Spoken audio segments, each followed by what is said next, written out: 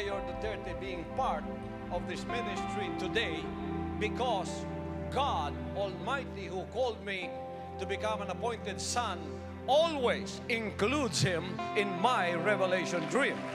That's why I cannot turn my back from him. I cannot turn my back from him. Kung kayo lang sinasabi niyo, mga disente kayo, bakit sinasabi nilang, bakit hindi talikuran ni pastor yan? Palaging nagmumura. Eh si pastor, appointed son. Word of God ang dinadala niya. Kung ako wala sa Diyos, matagal na kami siguro naghiwalay ni Mayor Duterte dahil yung daan namin pa ganon. But you know, God in heaven does not look on the outward appearance. He looketh on the heart. He looketh on the heart.